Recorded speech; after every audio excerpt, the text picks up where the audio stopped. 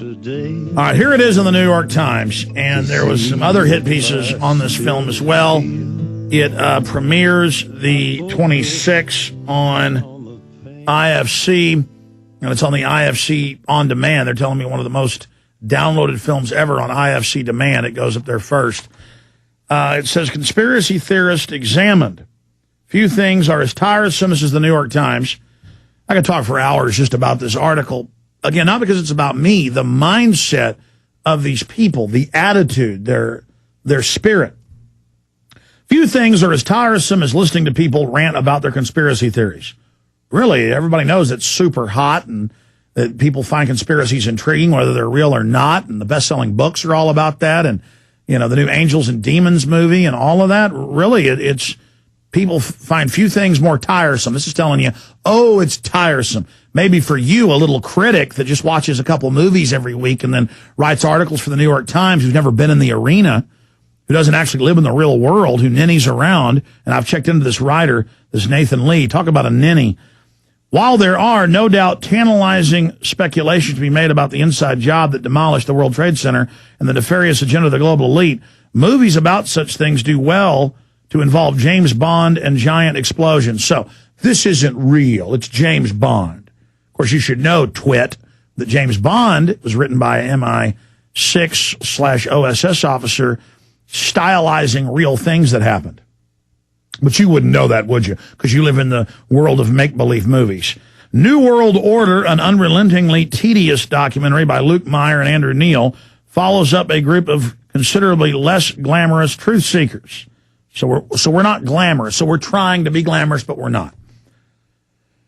The most prominent of the filmmakers' subjects, the radio host Alex Jones, who is based in Austin, Texas, rails against the powers that be, all of them in a manner that reinforces every cliche of conspiracy theorist loon.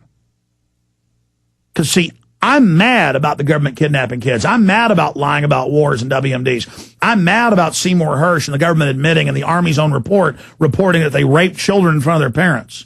See, I'm a loon. I'm angry about that. It's wrong. I'm just a loon. I'm wrong. I shouldn't be mad the bankers have stolen $14.8 trillion and we're going bankrupt. I should just watch movies like this guy and ninny around with my friends in New York. Rails against the powers that be, all of them in a manner that reinforces every cliche of conspiracy theorist loon. Paranoia, megalomania, delusional, and sweaty. Yeah, we were out in the summer in Virginia, and I'm sweating. Ooh, I see. I know you wear white gloves and have someone fanning you, and sweating is bad. Paranoid, megalomaniacal. The documentary's most action-packed scene finds Mr. Jones throwing a major hissy fit when his hotel fire alarm goes off, thereby proving without a shadow of a doubt that they are trying to suppress his revelations. Yeah, we had security walk up and go, people like to pull fire alarms, but they go to jail when they do it. And then they pull the fire alarm, and I go outside, and the security head comes up when I'm outside with 200 people and says, we're going to F you up. And there's Secret Service running around all on video with headpieces, and they're trying to blame me for a fire drill for pulling a fire alarm. That's a serious crime, by the way. And I get upset calling into a national talk show on 600 radio stations, coast to coast. See, to this guy, he's so sheltered and in la-la land, he thinks it's fake. I saw mainstream news articles about this film, New World Order, that it's a documentary, where they said other reviews that have been done said I made it up. There was no Bilderberg Group meeting happening in Chantilly, Virginia. Obama wasn't secretly there. It doesn't exist. And that's basically what this says. But there were articles that we read on air, other film reviews of this when it was at South by Southwest, saying I'm a complete schizophrenic. I was at a hotel going crazy in a room, believing there were world leaders there. Now, who's crazy? Everything we said came true. Everything we've done's been right. All right, I'm finishing up with this attack review here by this Nathan Lee.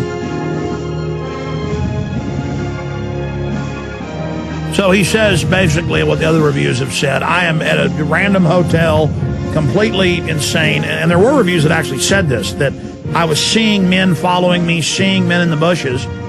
And at the premiere here in Austin, I talked to some reporters outside, and they said, do you really think Bilderberg was real? Do you think those men were there, with sunglasses and earpieces?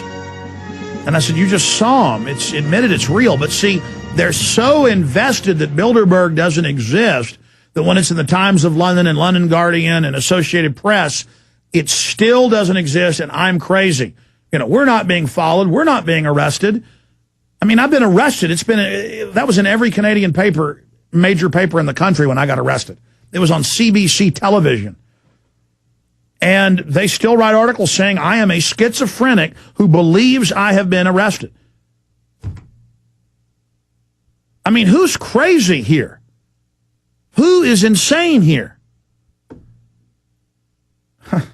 Because they're so invested in saying there's no New World Order all these years that even as they announce it in Time Magazine and Newsweek and everywhere, we still have to be the crazies. On the somewhat mellower side, Luke Radowski, 21-year-old New Yorker, spends all his free time distributing flyers and DVDs purporting to uncover the truth about 9/11. Seth Jackson, a relief worker in Louisiana, does his part by heckling Bill Clinton and other dark overlords. Yeah, how dare him go heckle a president, to bring up real questions about firefighters and police not getting medical care. Oh, it's a dark overlord. He's crazy, too. It's so un-American and so crazy to go ask questions of your president. That's like something Gandhi or Martin Luther King might do. Oh, man, the company this guy's in. A retired police officer, Jack McClan, meanwhile, has retreated to the safety of a separatist militia group. It's a Christian community in the beautiful Rocky Mountains with their little dogs. See, this is the distorted mind where they're in their ivory tower insane asylums looking out at us normal people that get angry and have red blood and sweat and, care about freedom. And we are strange to them. But I mean, I guess if you go to a loony farm, normal people do look crazy. We're the type of people, at least we're shadows of them, that founded this nation. We're red-blooded. We're aggressive. We're angry. And we're going to kick your butt. So I hope you understand that. I'm just glad I'm not, some effeminate, chicken-necked, America-hating person who just goes around picking and ninnying at other people and attacking people that are trying to save the country from the globalist. And and look, you will lose in history. The New York Times is going to basically be sold and be a shadow of itself, go bankrupt. That's already happening. You guys, you will not survive the New World Order. Whether it succeeds or fails, you people aren't going to be part of the future. You understand? You're all discredited. You're a joke.